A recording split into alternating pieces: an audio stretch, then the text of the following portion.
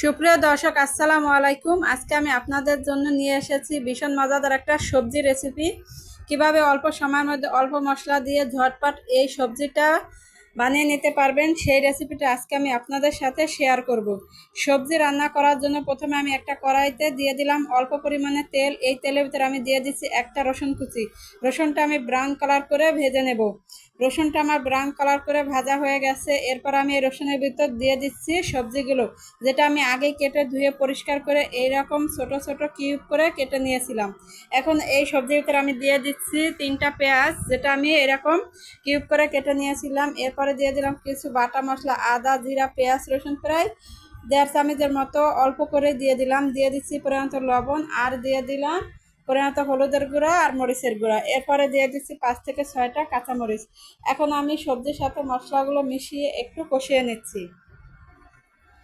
যখন সবজিটা আমার একটু কষানো হয়ে যাবে, এখন আমি এই সবজির ভিতর দিয়ে দিচ্ছি কেটে নেওয়া ভেন্ডি, যেটা আমি আগে দেইনি, কারণ ভেন্ডিটা যদি আগে দেওয়া হয় তাহলে ভেন্ডিটা তাড়াতাড়ি সেদ্ধ হয়ে যাবে, সবজিটা গলে যেতে পারে। সেজন্য আমি একটু পরেই ভেন্ডিটা দিয়ে দিলাম। এখন আমি ভেন্ডিটাও সবজির সাথে ভালো করে মিশিয়ে আরেকটু সময় নিয়ে কষিয়ে নিচ্ছি।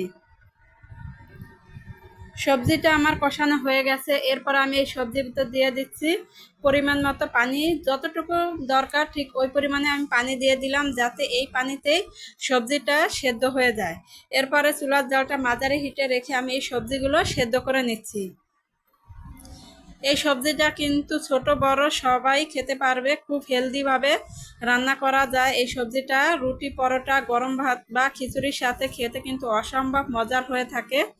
যখন সবজিটা একটু সেদ্ধ হয়ে যাবে, ঝোলটা টেনে আসবে, এই পর্যায়ে আমি দিয়ে দিচ্ছি একটা টমেটো, যেটা আমি এরকম একটু ফালি করে কেটে নিয়েছিলাম।